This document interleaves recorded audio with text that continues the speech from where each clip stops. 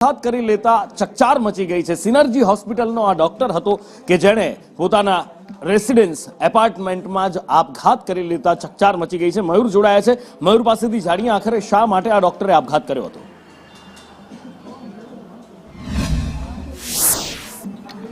બિલકુલ નુપુર, રાજકોટના સિનર્જી હોસ્પિટલમાં ફરજ બજાવતા ડોક્ટર જય પટેલ જે છે કે જેઓ એનેસ્થેટિક છે અને તેમને આપઘાત કરી લીધું હોવાનું સામે આવ્યું છે।